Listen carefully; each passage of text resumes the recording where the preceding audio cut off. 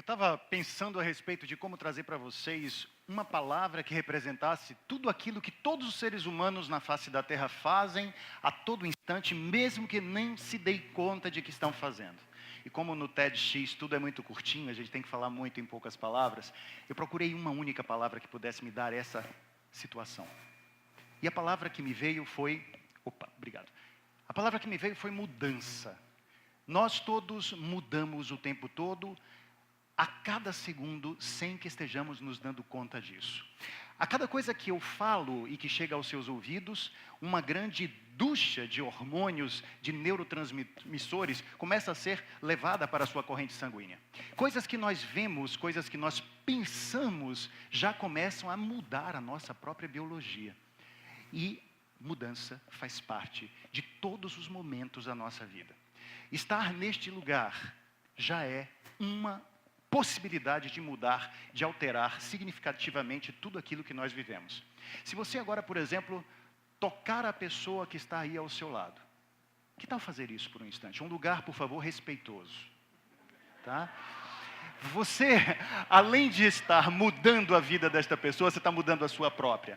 Lógico que alguns casamentos podem surgir de uma dinâmica assim, mas não é bem isso que eu estou falando. Eu estou falando de mudanças sutis, sensíveis, que podem acontecer conosco num nível bioquímico.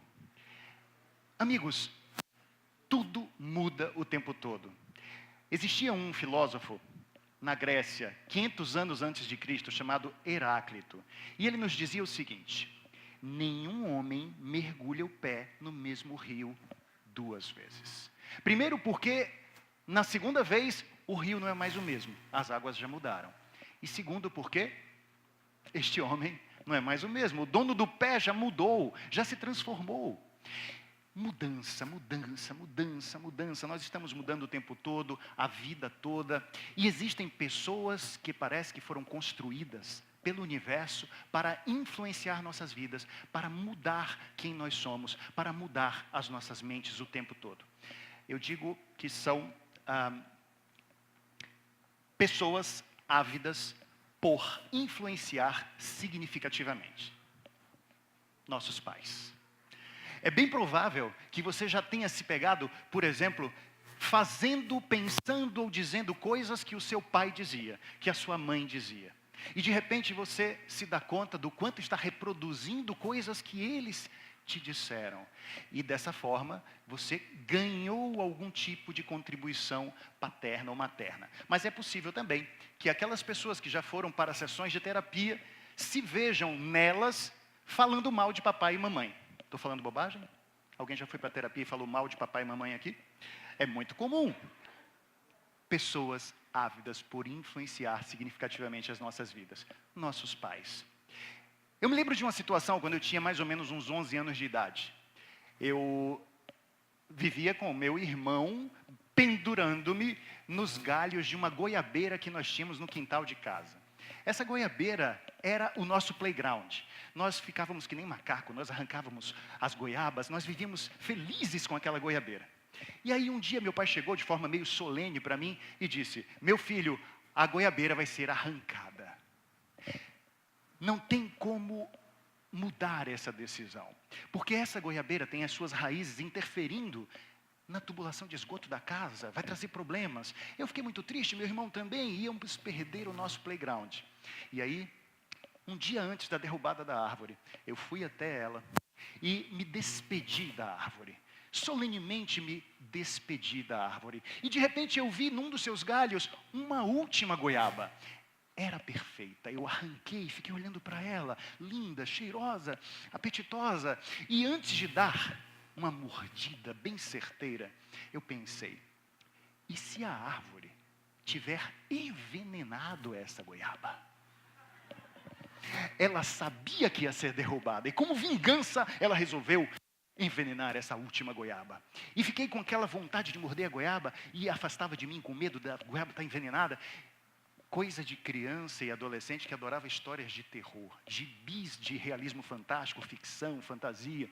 Aí eu precisei procurar o meu pai. E eu disse: pai, eu estou com medo de comer a goiaba.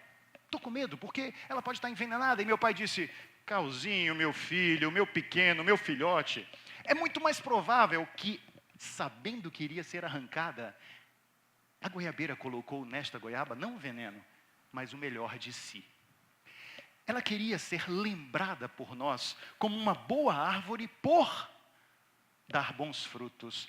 Ela queria ser perpetuada através das suas sementes e colocou nela o melhor que ela tinha para oferecer. Bem, imediatamente ao ouvir aquilo, minha mente se reiniciou. E aquelas palavras do meu pai me fizeram perder totalmente o medo. E nós dividimos a goiaba. Nós temos P's programadores, gente.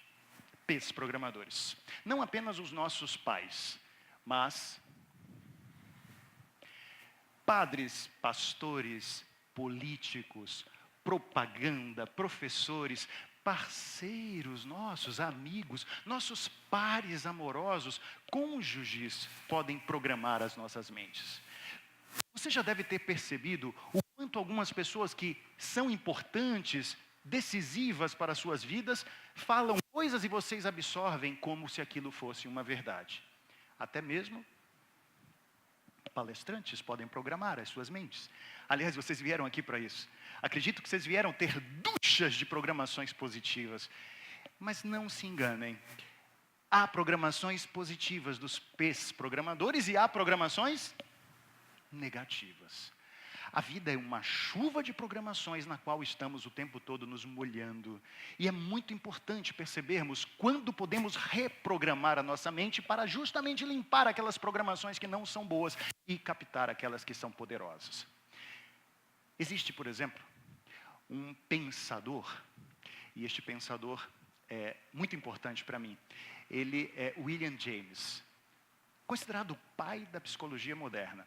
E ele dizia o seguinte: a maior descoberta da minha geração é que pessoas podem mudar suas vidas mudando suas mentes. Assim, eu trouxe este bonsai. Quero mostrar para vocês um bonsai de goiabeira. É um bonsai de goiabeira, gente, mas antes de ser uma goiabeira, ele é um bonsai. E a palavra bonsai significa árvore em bandeja. Pessoas cortam as suas raízes periodicamente, os seus galhos, suas folhas, colocam aqui adubo e terra de forma reduzida, para que esta goiabeira permaneça minúscula, pequena. E é muito interessante notar que, apesar de ser uma arte muito delicada, bonita, que vem lá do Oriente, é também uma metáfora que traz uma ideia triste se formos trazer para a nossa realidade enquanto seres humanos. Esta é uma árvore a quem não foi permitido o crescimento. E existem mentes bonsai, mentes a quem não foi permitido o crescimento, porque elas estão sendo podadas com informações que a pequenam, que tornam a sua vida menor. Crenças limitantes. Eu vou pedir que vocês completem comigo. Dinheiro não traz. Vocês acreditam nisso? Mas quem acredita nisso pode ter uma vida muito apequenada em relação a sucesso profissional e financeiro. Imagine uma mãe que disse para sua filha muitas vezes: minha filha, cuidado, porque homem... Vocês já ouviram isso também? Já disseram isso? Homem não presta? Enfim, alguém que acredite nisso, colocou na sua mente algo que está podando as suas possibilidades de ter realidades interessantes na vida afetiva. Enfim, as crenças não são verdades, mas elas se disfarçam muito bem de verdades. E nós vamos recebendo a linguagem, seja ela nesses ditos populares, seja ela na nossa própria criação, linguagem que vai nos apequenando, linguagem que vai nos fazendo tornar a nossa vida menor. Uma coisa importante, e que eu quero passar para vocês, já que aqui não estamos falando apenas de coisas negativas, eu quero trazer para vocês uma ótima notícia. Também temos um P programador absolutamente fantástico. Este P programador chama-se programação pessoal. Uma outra do meu P programador predileto, meu pai.